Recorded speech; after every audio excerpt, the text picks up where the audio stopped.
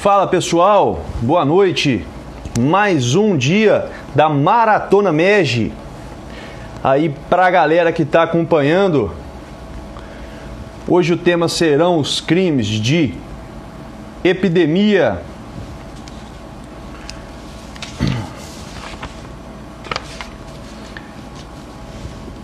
Fala galera, agora sim, pessoal entrando aí, acabamos de entrar nessa live pelo curso MEG. Todo mundo aí ouvindo bem? Quem puder, dá um joinha. Boa noite, Renato. Pessoal fala de onde? Bacana. Todo mundo ouvindo bem, pessoal? Todo mundo ouvindo bem? Bacana. Quem estiver ouvindo, aperta o coraçãozinho aí. Vai subir alguns, nós já vamos saber que tá legal. Camila, Natália, Jorge, William, Renato. Obrigado, pessoal, por participar. Ricardo, legal, bacana. Eu sou o professor Rafael Lima, aqui do curso MEG. Agora sim, os coraçõezinhos estão subindo. Tem o Renato, tem a Glaucia de Roraima, Nayara, Rodrigo, Imperatriz, nossa terra natal, Geise, Vivi, Anderson. Pessoal, que bom. Anápolis, Goiás, está pertinho aqui. E acredito que devemos ter pessoas de todas as regiões do nosso Brasilzão. Pará, Parauapebas, Capela do Alto. Legal, pessoal. Boa noite, Maria Elizabeth Santana, Amapá. Bacana. Galera, agora já temos aí um quórum legal para a gente começar. Nesse momento eu vou parar um pouco de olhar o comentário de vocês, mas quero aqui fazer uma apresentação rápida. Eu sou o professor Rafael Lima, sou aqui do curso MEG, atuei na coordenação pedagógica de turmas de carreiras policiais, sobretudo para delegado de polícia aqui do curso MEG, desde a primeira turma nessa carreira. Portanto, hoje já são dezenas, eu diria umas 40 a 50 turmas que eu tive a oportunidade de trabalhar dentro do curso MEG para a carreira de delegado e alcançamos a meta até dobrada há um tempo atrás de 1.000 alunos MEG aprovados para delegado de polícia. Eu estive à frente de todas essas turmas ao lado do Tiago Rocha, que também entrou lá no começo. E, naturalmente, toda a equipe do MEG, Arnaldo Bruno, que nos orientou desde sempre, Rosângelo Miranda, a quem eu quero aproveitar aqui para reiterar meus agradecimentos, um excelente profissional e quem nos andou de mãos dadas desde o início até certo ponto e depois fomos seguindo. Atingido o número de 1.000 alunos aprovados, eu resolvi me desafiar novamente e migrei do sentido da docência para a preparação para concurso, agora para o viés acadêmico. Então é algo que eu decidi no final do último ano e aproveito a oportunidade para mencionar a vocês que eu não estou na coordenação pedagógica das turmas do curso MEG neste momento. Seguem com o Peralva, com o Tiago Rocha e toda a equipe, mas estou me dedicando diariamente ao projeto do Instituto de Estudos Jurídicos, IEJUR, também na educação à distância, porém em pós-graduações jurídicas e online. Depois nós vamos falar sobre isso. Eu quero adiantar logo uma surpresa que eu tenho e vou apresentar no final da live, que é um cupom de desconto especial para vocês que estão acompanhando a Maratona MEG nas pós-graduações do IEJUR, após aí, portanto, a autorização do Arnaldo Bruno, que nos abençoou, segue lado a lado com o Instituto de Estudos Jurídicos, resolvemos trazer essa condição única e que nunca foi praticada para vocês que são alunos MEG e só, e mais ninguém. Vamos ter um cupom de desconto de R$1.000 para matrícula em qualquer uma das pós-graduações que estão com matrículas abertas no site do IEJUR. E também pretendo aplicar, e aí eu preciso muito de vocês, técnicas de metodologia ativa. A educação à distância tem se mostrado, desde muito tempo, como uma alternativa sensacional de aprendizado, de forma muito mais efetiva, dinâmica, barata. O maior desafio da educação à distância é como gerar um nível de aprendizado com uma qualidade tal a que a gente tem a oportunidade de experimentar em cursos presenciais, quando esse é o objetivo. A interação que você tem com alunos dentro de sala de aula é extremamente importante e nos permite evoluir, sim. E trazer isso para a educação à distância, acredito que será o grande desafio do século para os educadores em geral, onde eu me insiro. Está aí o Thiago Rocha, meu nobre amigo, que também se insere, Arnaldo Bruno, toda a equipe do MEG, que se dedica também à educação à distância desde o nascimento do curso MEG. Então, pessoal, é muito importante que vocês também participem. E no final, eu vou abrir a oportunidade, vou levantar aqui alguns grandes debates doutrinários a respeito dos temas que vamos trabalhar. E no final, vamos abrir a oportunidade para você também participar e você também dar a sua opinião. Você vai pedir a solicitação, eu vou abrir a tela para você, para se posicionar em relação ao que eu vou propor de debate aqui hoje. O nosso foco de estudo está sobre o título 8 do Código Penal, que trata sobre os crimes contra a incolumidade pública, detidamente o capítulo 3, que traz os crimes contra a saúde pública. Sabemos que a incolumidade pública é um conceito muito amplo, difícil até de ser conceituado, mas que pode ser bem entendido como o bem-estar que todas as pessoas têm direito, a qualidade de vida que nós temos em sociedade, a percepção de segurança e estarmos livres de perigos. Ao se tutelar a incolumidade pública, portanto, eu quero que você, o legislador, quer que você fique tranquilo em casa. Só isso. Essa é a tutela principal do título 8. E quando chegamos no capítulo 3, nós temos crimes contra a saúde pública, portanto, o escopo passa a ser a saúde coletiva, considerado como condições existenciais básicas e saudáveis para ter sua boa qualidade de vida. O bem jurídico tutelado aqui pertence a toda a coletividade, é a saúde pública. As pessoas têm direito à saúde individual. E se a saúde individual for afetada de algum modo individualmente considerado, por exemplo, a saúde do professor Arnaldo Bruno sendo atacada por mim, nós temos um contexto de crimes contra a pessoa, lesão, homicídio. No entanto, quando essa conduta, quando esses direitos são coletivamente atacados, surge o espaço para a tipificação como crimes contra a saúde pública. Se eu coloco veneno na água do professor Arnaldo Bruno para que ele morra, estou sujeito aos rigores do crime de homicídio, potencialmente. Se de outro lado eu coloco veneno no reservatório de água geral de uma cidade, veja, a saúde de toda a coletividade está exposta. Portanto, agora eu tenho não só tutela de direitos individuais, mas sim de coletividade. E aí que surge um grande debate que envolve crimes contra a coletividade, que é a presença de perigo. Nós sabemos que o crime pode ser, conforme uma das classificações doutrinárias, e aí em relação ao resultado, o crime pode ser de dano, quando efetivamente o bem jurídico tutelado sofre um dano, ou ele pode ser de perigo, quando, ao contrário, o bem jurídico tutelado não sofre um dano, mas é exposto a um perigo. Exposição ao perigo justifica, neste contexto, a incidência da norma penal. Agora, esse perigo, ele deve existir só em concreto ou em abstrato? Foi o que a doutrina penal se debruçou para refletir há alguns anos atrás. Chegamos à conclusão que o perigo pode ser concreto ou abstrato. O perigo concreto deve ser efetivamente demonstrado no caso concreto.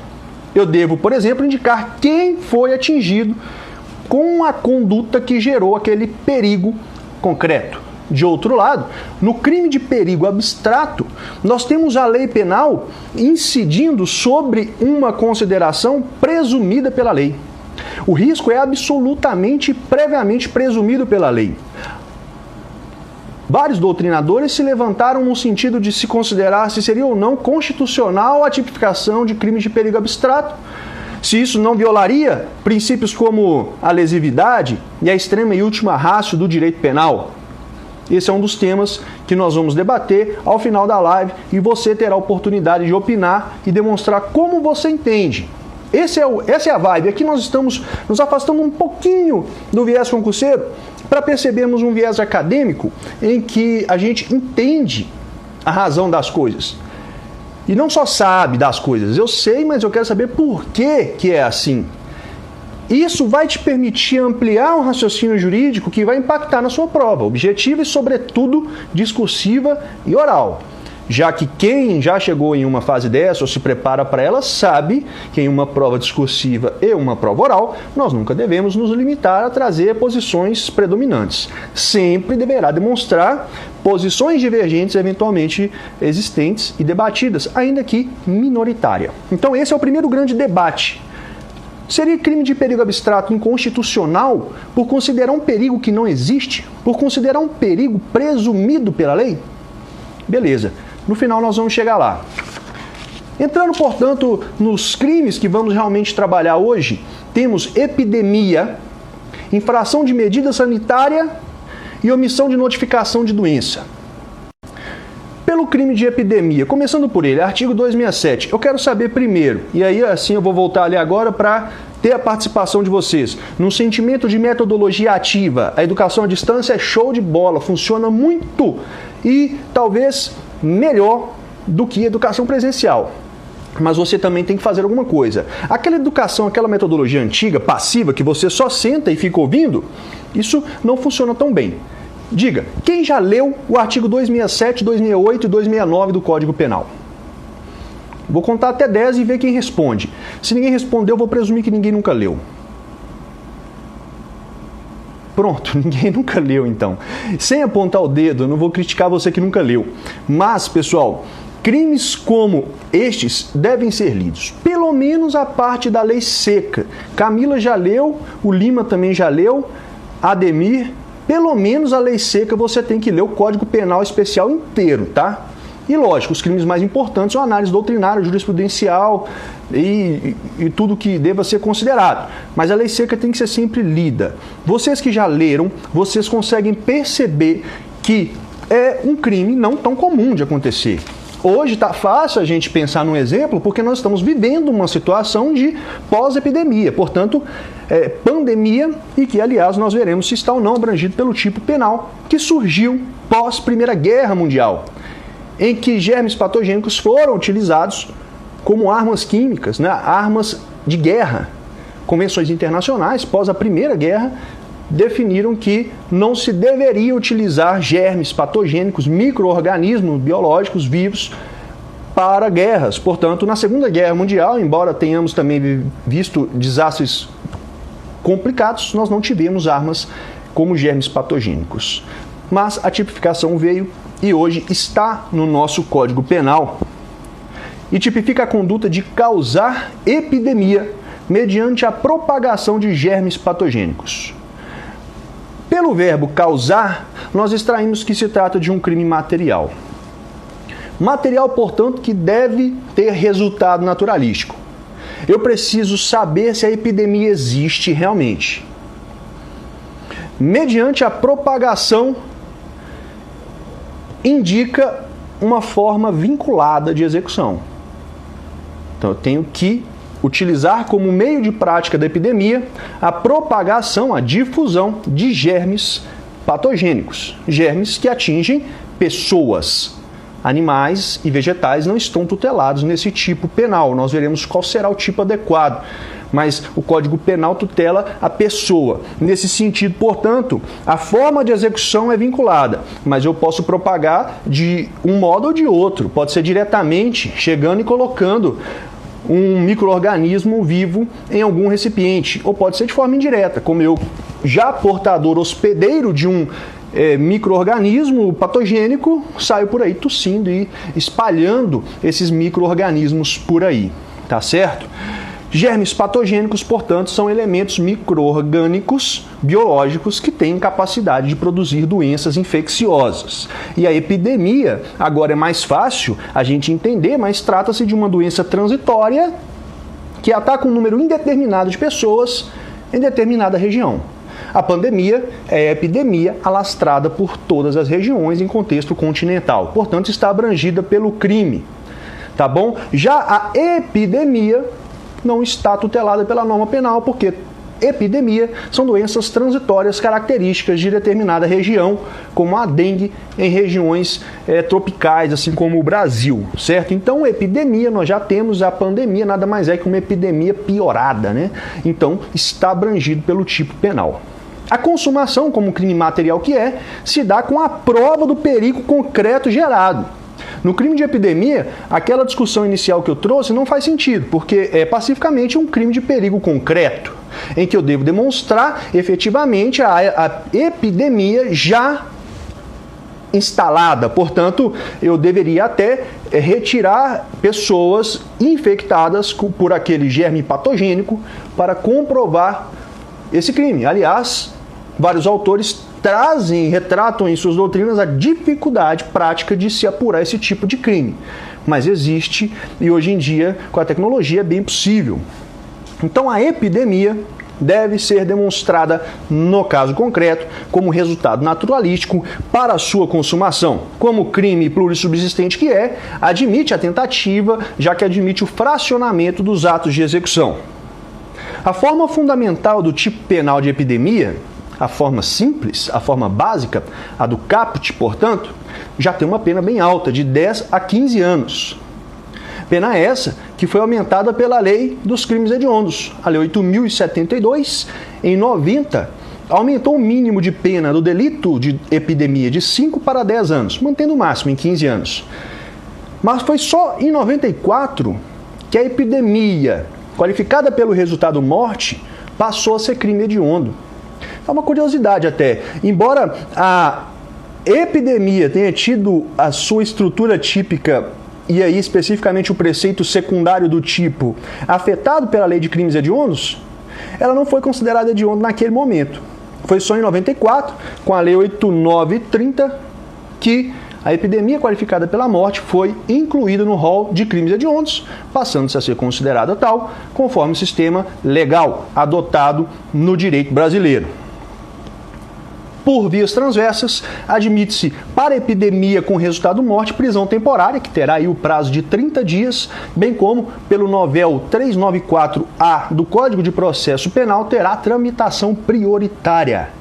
Processos em que se apuram crimes hediondos têm tramitação prioritária, desde 2016.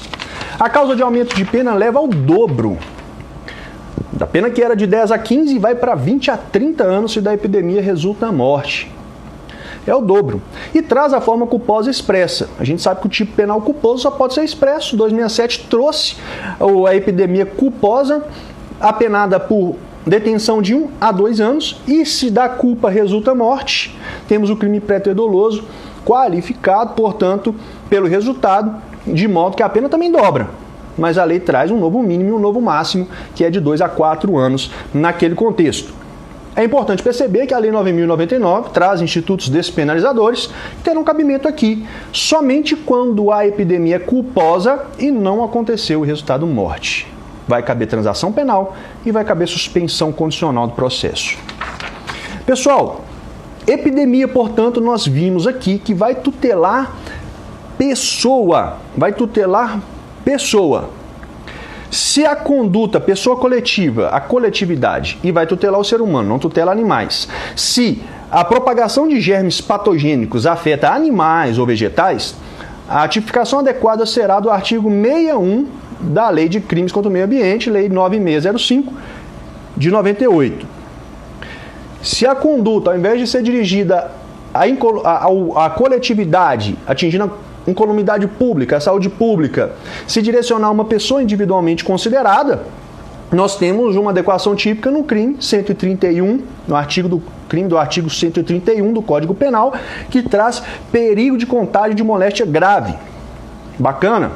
Outra possibilidade é eu utilizar este meio, o germe patogênico, para matar alguém, o que vai me levar à qualificadora do parágrafo 2º, inciso 3, que é o homicídio mediante utilização de meio do qual possa resultar perigo comum. Epidemia, portanto, é um crime de perigo comum.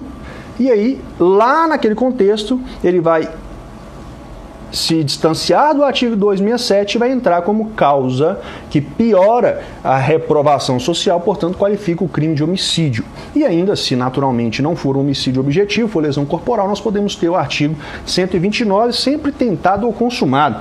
Não importa. Galera, infração de medida sanitária preventiva está no artigo 268 e geral passou a conhecer agora porque se viu na iminência de ser autuado nesse crime lá em meados de março, quando o isolamento foi uma determinação firme. Hoje nós já estamos na fase de recomendação, né? Saia de casa só se inevitável. Trabalhe fora de casa só se não tiver jeito. Vá ao mercado uma pessoa da família e etc.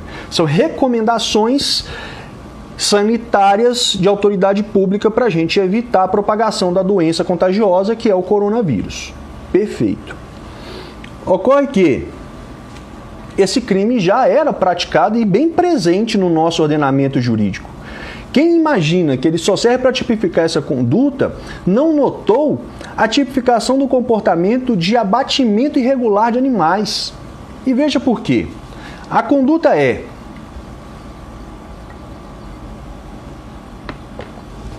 infringir, né, violar, desrespeitar determinação do poder público destinada a impedir a introdução ou propagação de doença contagiosa. Doença aqui também que alcança o ser humano. Se alcança animal ou vegetal, artigo 61 da Lei de Crimes Ambientais. Mas o animal pode ser um meio para a infecção. Então, se eu faço abatimento irregular de animal, há uma norma sanitária para isso, indicando como o gado, por exemplo, deve ser abatido para evitar a introdução ou propagação de doenças. Se eu desrespeito essa norma, eu estou sujeito aos limites do artigo 268, infração de medida sanitária preventiva. Beleza? Há uma orientação formal que fala, olha, meu amigo, você tem que utilizar determinados comportamentos, determinadas práticas para que a condição sanitária do abatimento de animais não traga repercussões infectocontagiosas. Nesse sentido, decidiu os tribunais superiores que, se o abatimento irregular de animal é para um fim particular, é para uma churrascada, uma vaquejada no sítio de um conhecido, se é para você utilizar sem fins lucrativos, portanto, não é tipificado. O 268 vai se aplicar ao abatimento irregular de gado para fins comerciais. Tá legal? A conduta traz, portanto, infringir determinação do poder público. Opa, determinação. Que determinação é essa? Norma penal em branco, norma cega. Norma penal em branco que exige um complemento, que pode ser proveniente da mesma instância legislativa da norma a ser complementada, portanto, do Congresso Nacional, ou pode ser de instância normativa diversa, como a Anvisa, que é um órgão administrativo. Não tem atividade legiferante própria, mas tem poder normativo, tem poder regulamentador. Então, norma penal em branco, nós vamos voltar já já, que é o segundo grande debate dessa noite e que você vai ter oportunidade de opinar aqui ao vivo no final da live. Galera, destinada a impedir a introdução, portanto, que atinge pessoas. A reutilização de seringas hipodérmicas também tipifica esse crime. E em meados de março, quando a determinação era não sair de casa de jeito nenhum, também poderia configurar esse crime. Entendo que hoje, como se tratam de recomendações, nós não temos mais essa tipificação penal para o contexto do Covid-19, mas ela continua aplicável para a questão do gado, para fins comerciais, para a reutilização de agulhas hipodérmicas, né? Agulhas vacinais e, portanto, tendo uma determinação, novamente, para que ninguém saia de casa de jeito nenhum, pode vir sim ao agente a ser sujeito aos rigores do artigo 268, caso ele não cumpra a determinação do poder público. A consumação aqui é diferente, não é mais um crime material. Aqui nós temos um crime formal ou de consumação antecipada, como alguns preferem. Portanto, estamos diante de um crime de perigo abstrato. Se não é material, se não exige resultado naturalístico, não faz sentido eu exigir e considerar o crime como de perigo concreto, já que o perigo concreto deve ser demonstrado efetivamente no caso concreto. O crime material é condizente com o crime de perigo concreto. O crime formal é mais condizente com o crime de perigo abstrato. E aí surge a grande discussão doutrinária. Crime de perigo abstrato é constitucional ou não? Ao se considerar um perigo existente prévia e abstratamente, segundo Paulo Queiroz, estaríamos punindo mera atividade, mero comportamento. Pois, ao se considerar um perigo prévia e abstratamente, perigo não existe, mas sim a tipificação de uma atividade. Foi o que Paulo Queiroz trouxe em sua obra. Seguido por Greco, seguido por Zaffaroni, seguido por Nilo Batista, aliás, não nessa ordem, mas autores de respeito que entendem que o crime de perigo abstrato deve ser considerado inconstitucional, porque ele viola a lesividade, viola a extrema última ratio do direito penal. Embora a doutrina majoritária e o STF consideram constitucional, você, em uma prova discursiva ou oral, não vai deixar de mencionar esses grandes nomes das ciências criminais que entendem de forma diversa. Então, isso certamente vai impactar positivamente em seu resultado, em sua nota, não tenha dúvidas. E a pergunta que fica para ser respondida ao final é: não seria mais adequado eu punir crimes de perigo abstrato por meio do direito administrativo, com multa, por exemplo? Como é que eu vou prender uma pessoa que descumpriu aquele isolamento de meados de março e apená-lo pelo direito penal, sujeito a um termo circunstanciado de ocorrência, vai ser conduzido a uma unidade policial, vai ficar preso, vai ficar detido, é bem desconfortável e até traumatizante, mas ele vai assinar e vai embora. Uma multa de R$2.000 pesaria muito mais. No bolso, as pessoas sentem de forma imediata. Então, esse é um grande debate que nós temos na doutrina e representa a administrativização do direito penal. A tutela penal de comportamentos que deveriam ser tutelados pelo direito administrativo. A administrativização do direito penal. Debate que ficará para o final, mas que tem relação com o que nós vamos tratar agora, que é justamente o segundo debate e se relaciona à constitucionalidade ou não das normas penais em branco. Norma penal em branco exige um complemento, também chamado de norma cega. Ela pode ser homogênea ou lato sensu ou imprópria, quando o complemento provém da mesma instância legislativa. Então, uma lei emanada do Congresso Nacional que complementa o artigo 268, por exemplo, seria norma penal em branca homogênea e também chamada de imprópria. Imprópria por quê? Porque a norma penal deve ser completa, precisa, determinada. Se ela exige um complemento por uma outra lei, é porque ela é imprópria, não era para ser complementada por outra lei. Se a lei é que fez, se a lei abstrata é que fez, então nós teríamos que ter uma completude. Por isso a norma penal em branco, que provém da mesma instância legislativa, que é complementada por outra lei, é considerada imprópria. Ela nem devia existir. A própria, aí em sentido estrito, é a norma penal em branco heterogênea. Hétero de diferente, que provém de fonte normativa, melhor dizendo, diferente. É o caso do 268. Nós temos aí autoridades de saúde pública determinando medidas de abatimento de animais, de restrição e distanciamento social. Essa faz sentido, porque o direito é operado por profissionais das áreas humanas. Nós somos juristas. Como esperar que um jurista entenda de biologia tal qual entendem os profissionais da área? Então é natural que a norma seja complementada por um ato administrativo específico, técnico, elaborado por profissionais que conhecem do assunto. E aí ela é chamada de norma penal em branco própria, porque ela foi pensada inicialmente para ser isso, né? Agora, essa acessoriedade administrativa que surge das normas penais em branco heterogêneas é também questionada pela doutrina, sob sua constitucionalidade. A legalidade exige que a norma seja certa, escrita, prévia e estrita. O caráter estrito da legalidade leva ao princípio da taxatividade, que determina que a norma penal deve ser sempre precisa e determinada, vedando-se tipos penais vagos e indeterminados. Essa é a grande discussão aqui. Norma penal em branco é constitucional quando ela é complementada por um ato administrativo, sendo que a competência para tratar sobre crimes e penas é do Congresso Nacional por meio do processo legislativo?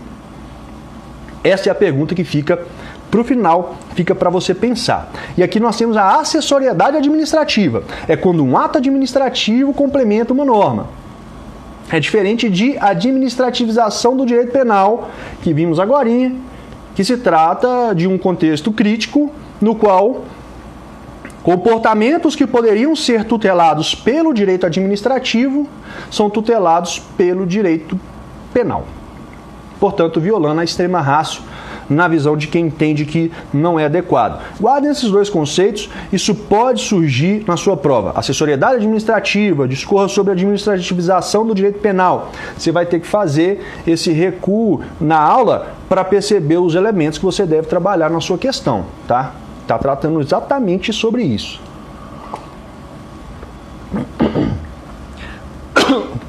Então, formas de aumento de pena em relação ao crime do 269, infração de medida sanitária preventiva. Como o crime plurissubsistente que é, admite tentativa, é possível fracionar o intercrimes, não há problema.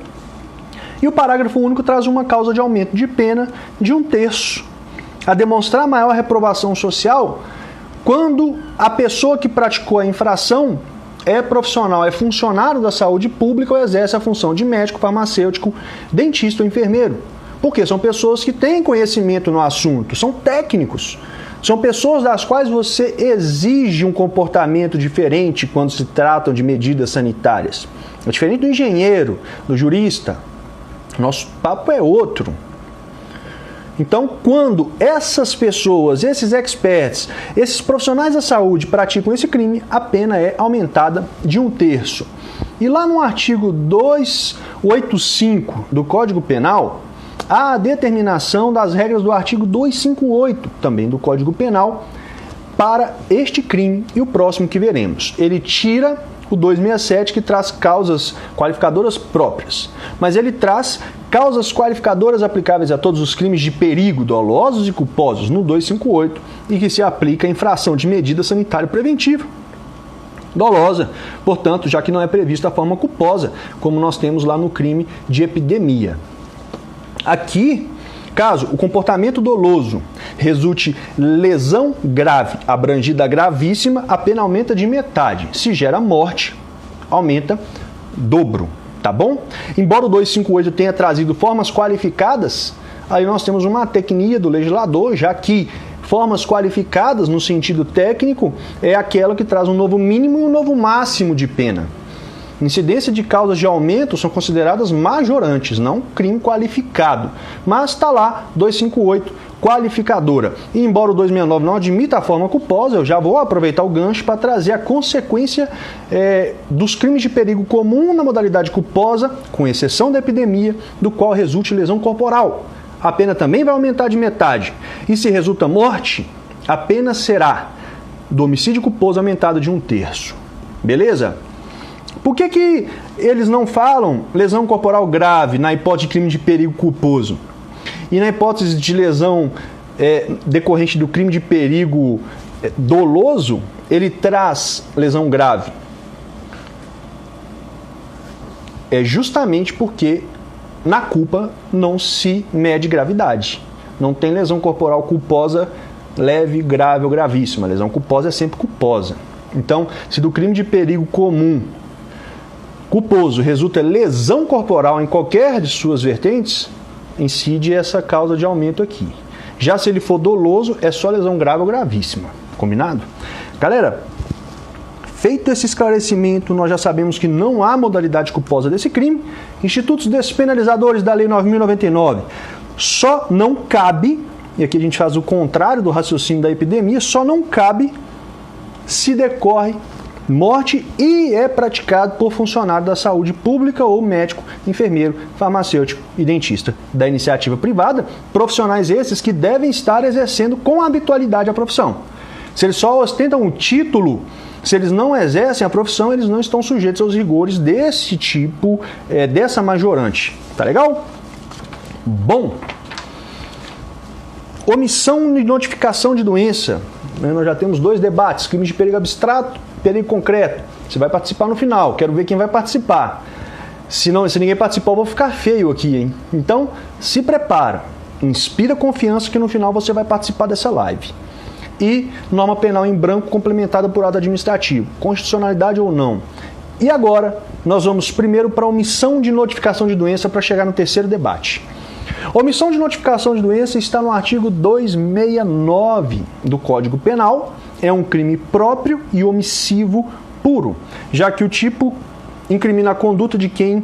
Do médico, somente o médico, que deixa de denunciar à autoridade competente doença de notificação compulsória. O médico tem o dever de comunicar determinadas doenças. Aqui nós também temos uma norma penal em branco, portanto. Também temos uma norma que é complementada por um ato administrativo ou uma lei, como o artigo 169 da CLT, que fala que doenças do trabalho ou desenvolvidas no ambiente de trabalho devem ser comunicadas à autoridade competente. Então aqui nós temos um exemplo de complemento heterogêneo e também complemento homogêneo. Tá bom? Tem lei complementando. Tem ato administrativo complementando. O crime é omissivo e, como tal, não admite tentativa. Crimes omissivos não podem ter sua execução fracionada. Ou você não faz e o crime está consumado, ou você faz e não há crime, certo? Não tem problema aí. A consumação dele, considerando crime de perigo abstrato que leva à percepção de crime de natureza formal, da qual não se exige resultado naturalístico. Só a omissão do médico já é suficiente para configurar essa infração penal. Tá legal? E que, aliás, traz um exemplo interessante sobre a teoria da tipicidade conglobante de Zaffaroni. Porque o mesmo Código Penal, no artigo 154, pune a conduta do médico que viola segredo profissional sem justa causa. Então, o artigo 154 pune apenas a conduta do médico que viola segredo autoral sem justa causa. Mas vem o 269 e traz uma justa causa, falando que essas doenças de notificação compulsórias, conforme indicados por autoridades sanitárias, devem ser notificadas. E aí não há violação de sigilo médico, o que cabe exatamente no contexto da teoria da tipicidade conglobante de Zaffaroni, já que para o autor, o tipo penal não deve reunir somente a tipicidade formal e material, mas além da tipicidade formal e material, a tipicidade conglobante, antinormatividade. Antinormativo considerando o sistema todo. Se ao mesmo tempo que uma conduta é proibida, existe uma norma que ordena ou que fomenta aquele comportamento, ela não pode ser considerada crime, porque ela deixa de ser proibida ao ser ordenada pelo Estado.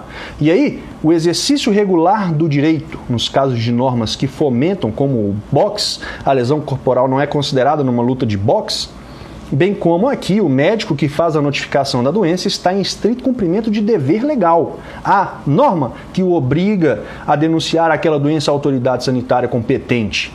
Portanto, ele não está em um contexto de antijuridicidade. É justamente essa sacada da teoria da tipicidade conglobante.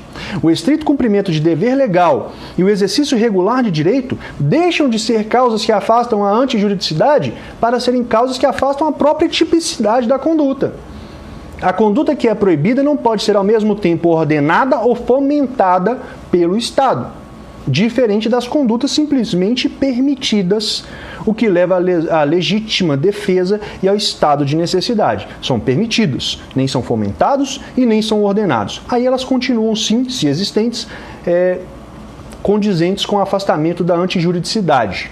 Já o estrito cumprimento do dever legal e o exercício regular de direito, para Zaffaroni e no contexto da tipicidade conglobante, entram como causas que afastam a própria tipicidade do fato criminoso.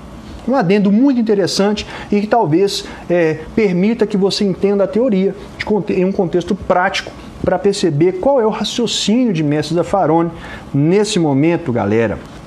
Uma questão importante também é o crime a prazo, que é aquele crime que não se consuma no momento.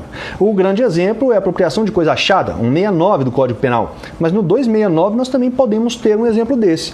Se a medida sanitária que determina a notificação da doença traz um prazo para a notificação, vamos considerar que o médico tenha 7 dias para notificar o Covid-19 em um paciente.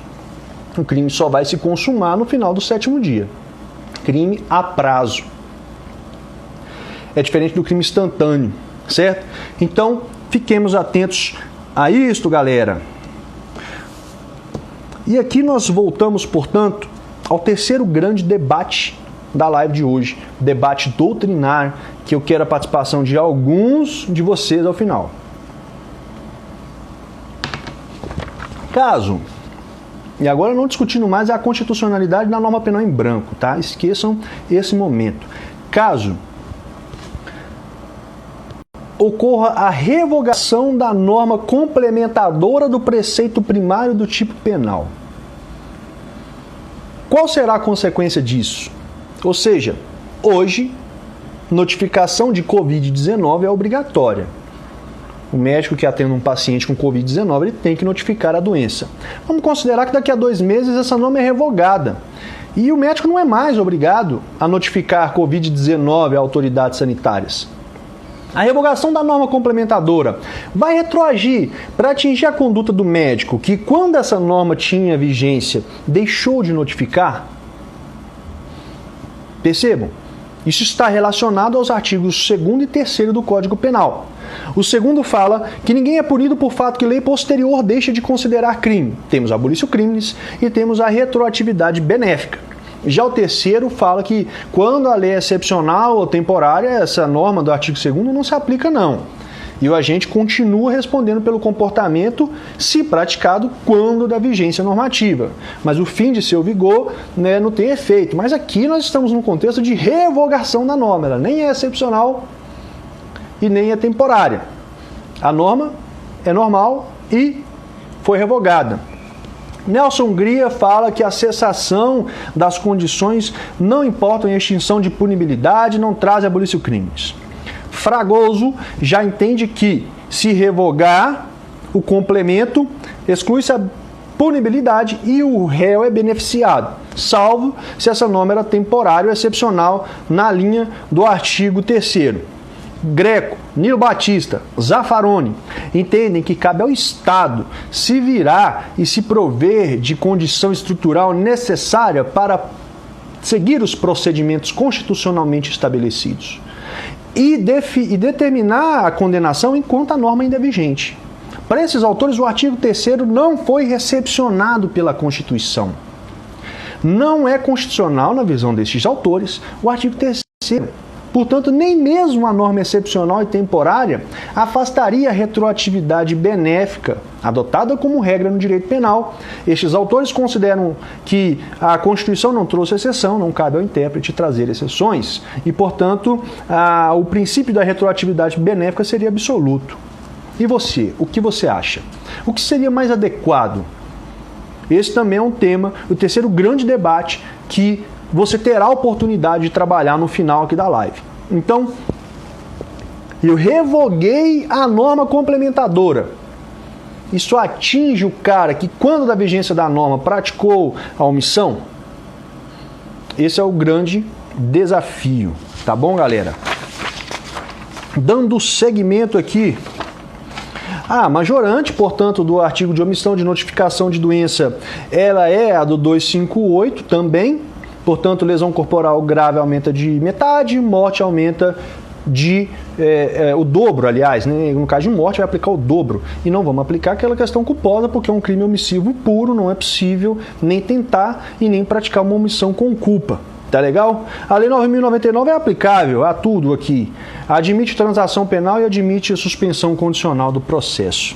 E tanto esse crime de omissão de notificação de doença como a infração de medida sanitária preventiva são tipificados no Código Penal Militar. Então nós temos aí também a aplicação da especialidade quando estes comportamentos são praticados em um ambiente sujeito à administração militar. Galera, Esses foram os pontos que eu tinha para trazer para vocês em relação a estes 3 crimes. Falamos um pouco sobre a natureza destes crimes, o porquê que eles existem e deixei 3 debates para a gente. Eu vou recapitulá-los já, mas vou fazer um encerramento aqui primeiro. E contar, portanto, qual é a surpresa que eu tinha para vocês. Com o cupom MEG, de Maratona MEG, MEG, com letras maiúsculas e com autorização e a bênção do curso MEG do Arnaldo Bruno, você tem R$1.000 de desconto nas pós-graduações do Instituto de Estudos Jurídicos.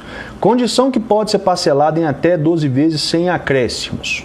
Após ter um investimento total de R$2.498, investimento único.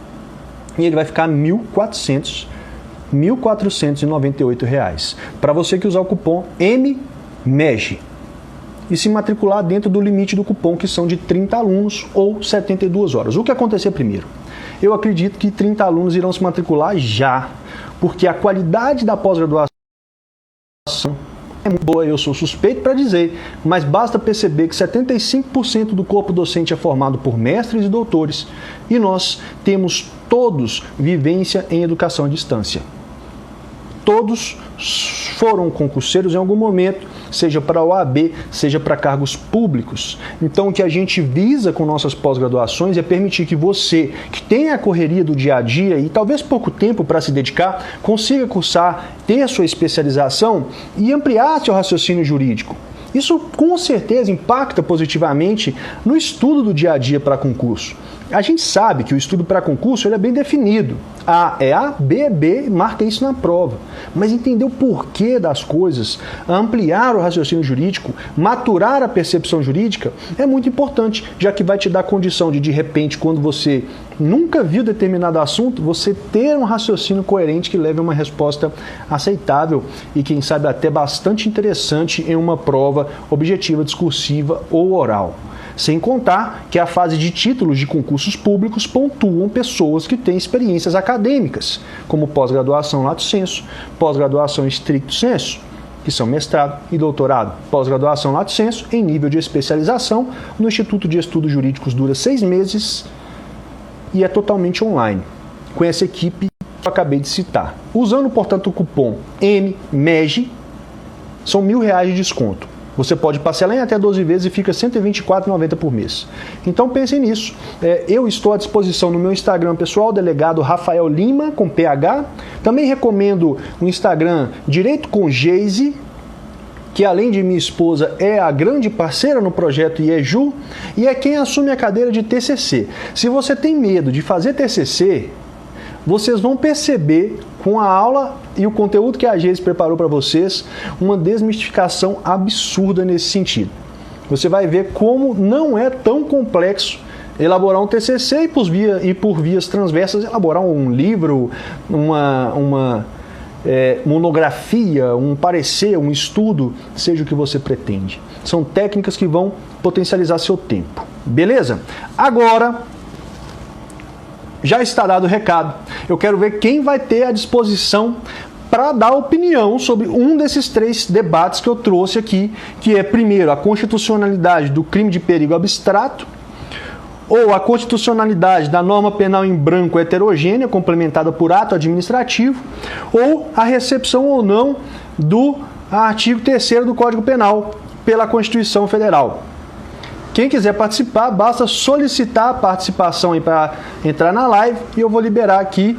Cada um vai ter uma média de 1 minuto para dar sua opinião, sem julgamentos. Nós não estamos numa prova de concurso, nós estamos em um contexto de discussão jurídica, evolução jurídica. Vocês, como juristas que são, tenham liberdade para pensar e opinar, mesmo que não vão marcar isso numa prova. Eu respondi em uma prova discursiva oral por questões diversas, mas percebe que de repente este ou aquele seria o caminho mais adequado.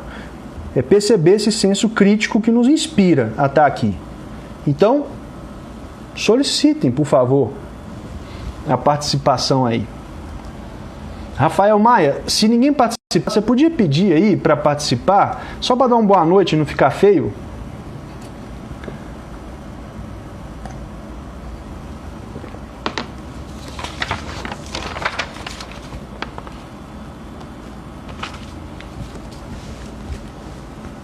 bacana, ninguém quer participar.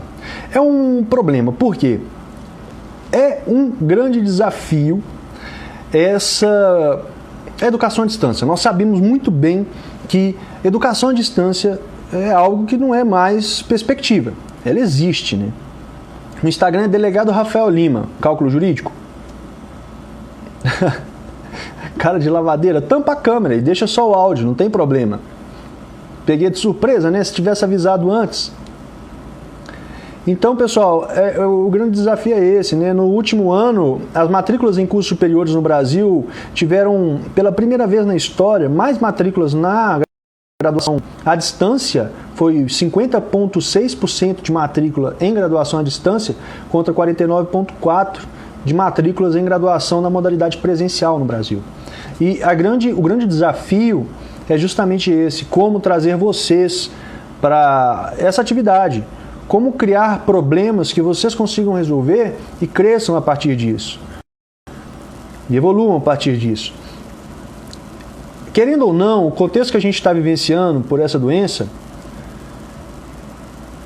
ele está nos forçando a trabalhar de casa, a estudar de casa. E o que eu mais tenho percebido, e até fico satisfeito nesse sentido, é que muitas pessoas que achavam que não conseguiriam trabalhar ou estudar de casa, estão fazendo isso e tendo um desempenho talvez até maior do que quando você tem que deslocar para uma instituição de ensino ou para trabalhar.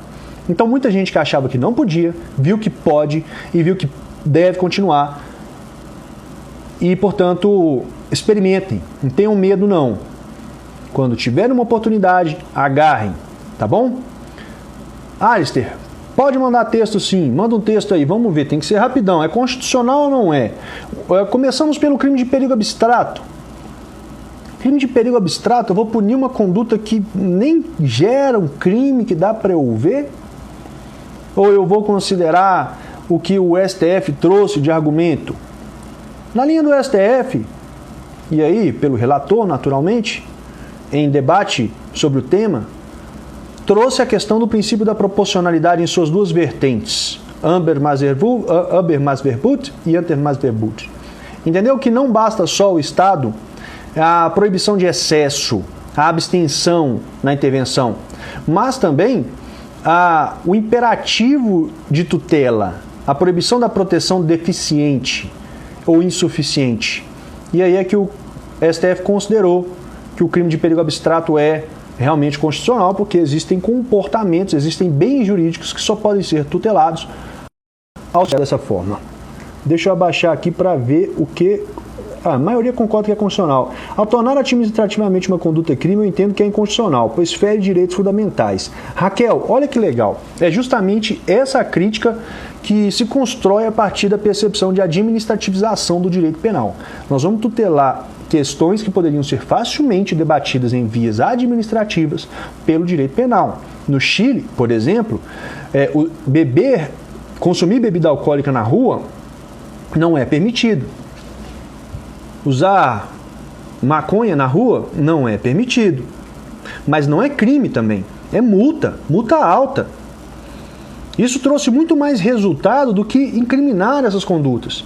A gente vê, por exemplo, no caso do Brasil, o crime de perigo abstrato, embriaguez ao volante e o crime de porte e uso de drogas. Então, perceba como é complexa a questão de temas que poderiam ser trabalhados com impacto pedagógico financeiro, mexer no bolso. Ou eu tenho que levar essa pessoa para a delegacia, para ficar lá por alguns instantes, assinar um termo de compromisso e ir embora. E aí, ao final do procedimento, pode até ser condenado, se não fizer uma transação penal, pagar uma multa que vai levar 3, 4 anos para ser executada, ao final, né? Então, é algo que temos que pensar. Alistair, por ser ato administrativo, essa norma regulamentadora, que envolva procedimentos a serem adotados, não caberia o entendimento de o ato ter efeito ex nunc, logo as infrações estabelecidas no prazo da vigência permaneceriam a valer. É realmente aí a posição que prevalece, tá? O ato praticado durante a vigência da norma, teoria da atividade, considera-se o ato praticado no momento da conduta, portanto, a norma válida naquele momento é a que vai ser aplicada. O que o Zaffaroni traz, o Nilo Batista e Rogério Greco trazem, é a não recepção nem do artigo 3º. Então, assim, mesmo sendo temporária ou excepcional a norma, ela não pode ter uma aplicação em prejuízo do réu. Consideram os autores que o princípio da retroatividade benéfica é absoluto. E aí nós temos uma doutrina farta que entende que nenhum direito constitucional é absoluto. Tiago trouxe uma ponderação legal. Olha só, crime de perigo abstrato é constitucional, por considerar o ato ex ante, claro. Você já sabe que aquele comportamento é criminoso. Se você viola o comportamento ciente da ilicitude criminal do fato, você assume essa bronca. Né? A questão é, como eleger perigos abstratos? O que é perigo abstrato? Perigo concreto eu consigo medir. Como é que eu meço o perigo abstrato? Aí que é o grande desafio. Olha, tem solicitação aqui. Vamos autorizar aqui a solicitação. Quem é que vai querer? Deve ser pela ordem, né? Vamos conquistando a toga primeiro. Toga.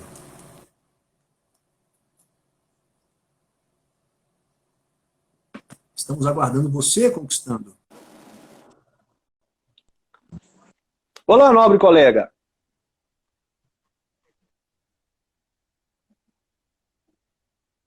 Vou tirar o meu microfone aqui para eu poder te ouvir. A toga tá ouvindo aí? Ela saiu, tá vendo? Olha que perigo esse negócio de participação, né? Vai que a pessoa não queria mais participar, já tava ali os cadernos virados. Rafael Nepomuceno, meu xará. Quer participar, professor? A galera tá com receio, cara. Olha aí, a galera tá com vergonha.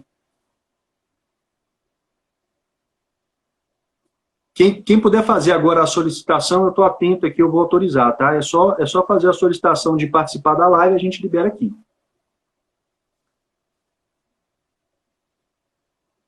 Bom, então tá bom.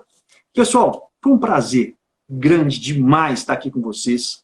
Eu vou me reapresentar rapidamente. Opa, não, agora eu já vou aceitar aqui. Quem é que pediu? Vamos ver. Manuel ou Raquel? Manuel, Raquel. Vamos pela ordem, né? O Manuel está aqui primeiro. Manuel não pode participar, ó, saiu. Ó. Saiu, já não pode mais participar. Fabiana, após ela ter um valor de R$ 2.500, R$ 2.498, e com o cupom M de maratona MEG, em caixa alta, letra maiúscula, você tem R$ 1.000 de desconto. Só para os primeiros 30 alunos, tá? O site aí é ju.com.br/cursos. Ali você pode ver as 6 pós-graduações que temos. São pós-graduações na área do direito constitucional, outra em direito administrativo e gestão pública, em ciências criminais, em direito civil, em direito processual civil e em direito do consumidor. Todas têm duração de 6 meses e são 100% online. A pós é formada por módulos. Cada módulo é formado por videoaula, material escrito autoral, leitura sugerida como atividade complementar, para quem queira e tenha mais tempo para se aprofundar, e atividade avaliativa. O MEC não exige mais TCC como componente curricular obrigatório, então isso é disponibilizado, mas como disciplina optativa. E não tem taxa extra se você quiser. E se o seu problema era medo de fazer um TCC, adianta.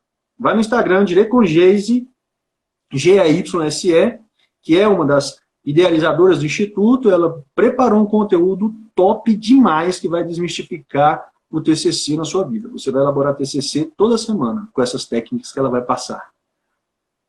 Tiago Cunha.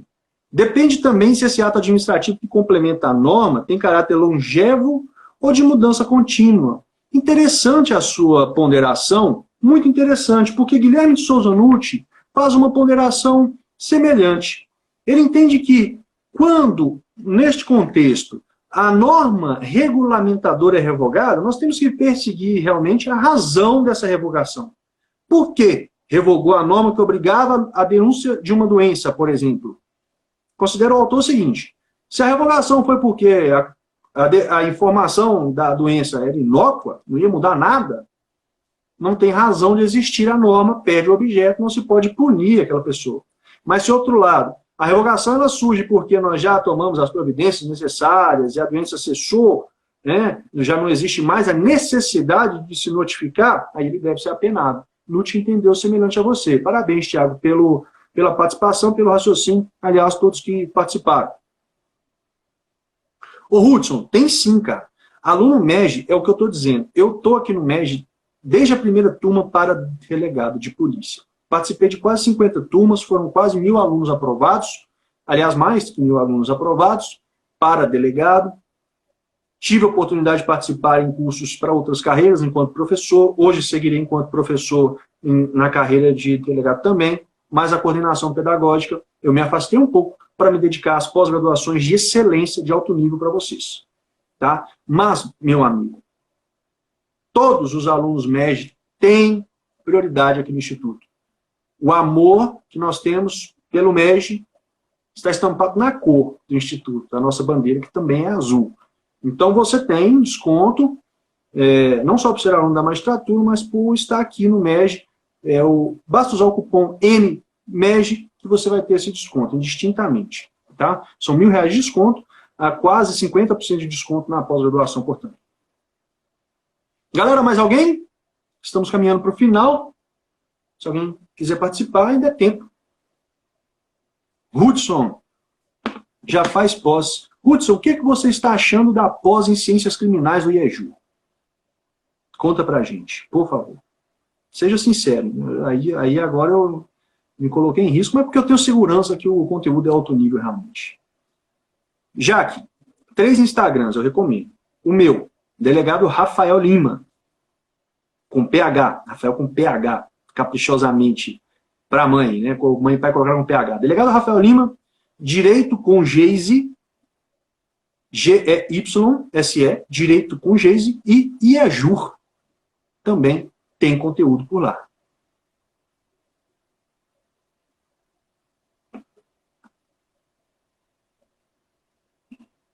Boa, Lima. Manda brasa. Questões é o que há, meu amigo. Tem que fazer questões na medida. Não precisa morrer de fazer questões na vida, mas é muito importante.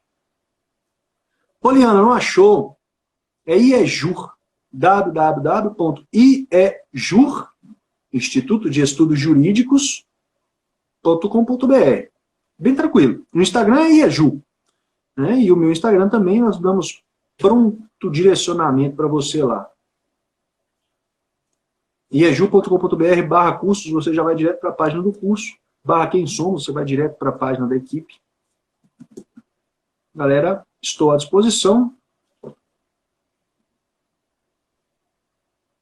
Obrigado, Conquistando a Toga.